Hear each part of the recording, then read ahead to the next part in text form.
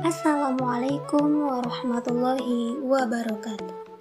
Kembali lagi bersama kami di dalam podcast KKN IAIN Langsa dengan saya sendiri Helmi Dayana dan rekan saya Teh Herfasya.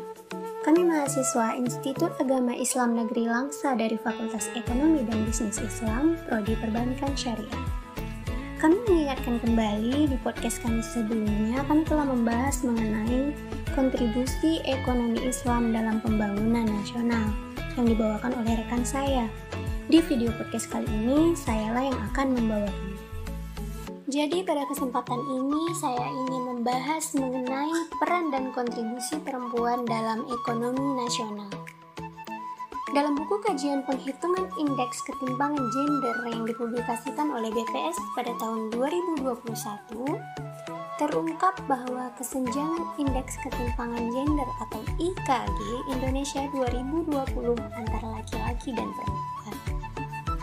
Pada TPAK, indeks untuk kaum perempuan sebesar 53,1. Ini tertinggal dibandingkan laki-laki sebesar 82,4.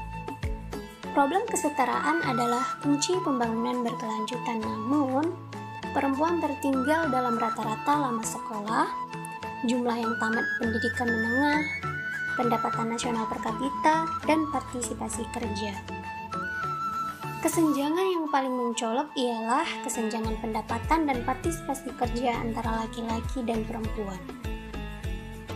Dikutip dari Konjaraningrat dan Sumarjan mengatakan bahwa sejatinya kesenjangan sosial termasuk kesenjangan pendapatan laki-laki dan perempuan. Selama ini banyak studi yang membedah persoalan kemiskinan, dan ternyata posisi terburuk berada di tangan kaum perempuan.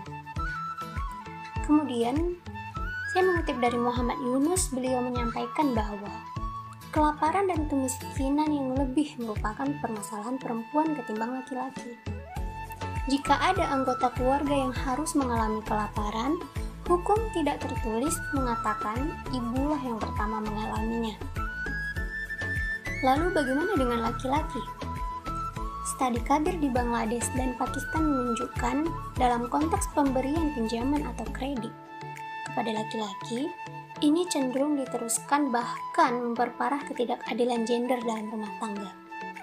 Artinya, kebijakan ini telah menguatkan posisi laki-laki dengan memberi mereka sumber daya, sehingga laki-laki mencegah istrinya untuk tidak terlibat pada aktivitas perolehan pendapatan. Faktanya, struktur sosial masyarakat di banyak negara berkembang, termasuk di beberapa daerah di Indonesia, cenderung tidak menguntungkan, bahkan merendahkan kaum perempuan. Dibanding dengan laki-laki, kaum perempuan bahkan seringkali kurang menyadari dan menggali potensi kewirausahaan yang mereka miliki. Dan ini disebabkan karena ketidakadilan gender yang telah menjadi penghambat mengakses sumber daya yang diperlukan. Lalu, apakah perempuan memiliki peran penting dan kontribusi dalam pemulihan ekonomi nasional? Tentu saja, perempuan memiliki peranan penting. Hal ini disampaikan oleh Menteri Pemberdayaan Perempuan dan Perlindungan Anak, Bintang Puspayoga. Sumber daya perempuan memiliki potensi yang luar biasa untuk berpartisipasi sebagai penggerak. Tidak hanya dalam pemulihan ekonomi pasca pandemi, tetapi juga sebagai pondasi bagi stabilitas ekonomi jangka panjang. Beliau menyampaikan hal demikian karena separuh dari 65,4 juta pelaku UMKM adalah perempuan. Data inilah yang menunjukkan bahwasanya perempuan mempunyai peran penting dalam pemulihan ekonomi nasional. Sementara itu, Menteri Keuangan Sri Mulyani Indrawati mendorong untuk dapat menaruh perhatian lebih pada kaum perempuan, karena perempuan memegang peranan penting dalam pembangunan ekonomi. Menteri Keuangan mengatakan bahwa meningkatkan akses perempuan terhadap layanan keuangan formal tidak hanya akan memberikan keamanan pada kehidupan keluarga perempuan tersebut saja, tetapi juga akan memberdayakan diri mereka sendiri dengan terlibat dalam kegiatan bisnis seperti UMKM. Di Indonesia, peranan perempuan dalam perekonomian semakin signifikan. pada sektor UMKM, 54%-nya dimiliki oleh perempuan, yakni dengan 97% karyawannya adalah perempuan dan kontribusi dalam perekonomian 61%. Kemudian di bidang investasi, kontribusi perempuan mencapai 60%.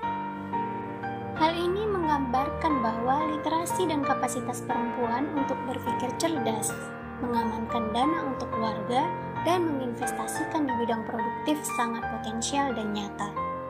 Jadi tidak dipertanyakan lagi bahwa perempuan tidak hanya memiliki potensi, tapi secara aktual mampu berkontribusi.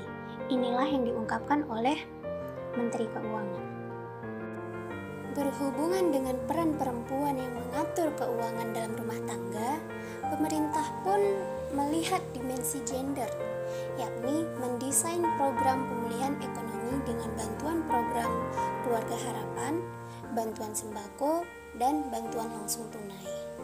Jadi di sini saya sangat setuju dengan yang disampaikan oleh Menteri Keuangan, yang mana supaya mendorong untuk dapat menaruh perhatian lebih terhadap kaum perempuan.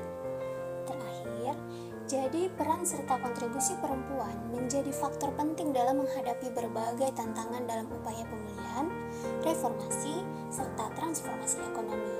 Oleh sebab itu, penting untuk memberikan kesempatan yang sama kepada perempuan dalam perekonomian. Lebih kurang pembahasan yang saya sampaikan pada podcast ini. Jika ada salah kata atau hal lain yang kurang berkenan, saya mohon maaf. Dan terima kasih kepada yang telah terlibat serta mendukung tercapainya outcome KKN ini. Saya akhiri. Wassalamualaikum warahmatullahi wabarakatuh.